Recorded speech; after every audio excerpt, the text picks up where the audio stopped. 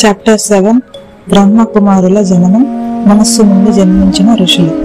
కాలం తన ప్రయాణాన్ని ప్రారంభించి యముడు మృత్యువుకు అధిపతిగా తన స్థానాన్ని తీసుకున్న తర్వాత బ్రహ్మదేవుడు లోకాన్ని ఆలోచనాత్మకమైన ఆందోళనతో చూశాడు. ఆయన లోకాలను రూపొందించి వాటిని జీవులతో నింపారు. కానీ విశ్వానికి ఇంకా ఒక ముఖ్యమైన శక్తి కొరత ఉంది, అది జ్ఞానం. జ్ఞానం లేకుండా సృష్టి దిశని కోల్పోవచ్చు. కాబట్టి బ్రహ్మ తన కళ్ళను మూసుకొని లోతుగా ధ్యానం చేశారు. ఈ మౌన ధ్యానం నుండి నలుగురు ప్రకాశవంతమైన పిల్లల వంటి ఋషులు కనిపించారు.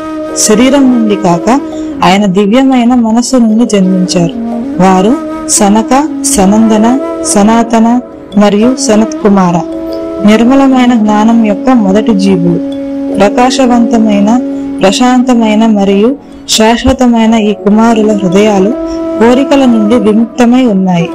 బ్రహ్మ వారితో ఇలా అన్నాడు: నా కుమారులారా, ముందుకు సాగండి, సృష్టించండి, వృద్ధి చేయండి మరియు ఈ విశ్వం పెరగడానికి సహాయం చేయండి. కానీ కుమారులు తమ చేతులు జోడించి మెల్లగా బదిలిచ్చారు.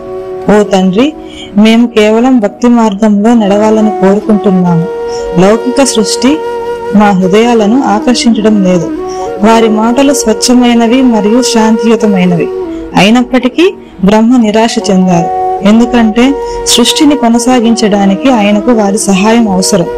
కోపం యొక్క ఈ క్షణం నుండి భయంకరమైన శక్తి యొక్క నిప్పురవ్వ బయటకు వచ్చింది మరియు ఆ నిప్పురవ్వ త్వరలో వినాశనం మరియు పరివర్తన యొక్క శక్తివంతమైన ప్రభువైన రుద్రుని రూపాన్ని తీసుకుంటుంది. అప్పుడు కుమారులు బ్రహ్మలోకాన్ని విడిచిపెట్టి వెళ్లారు.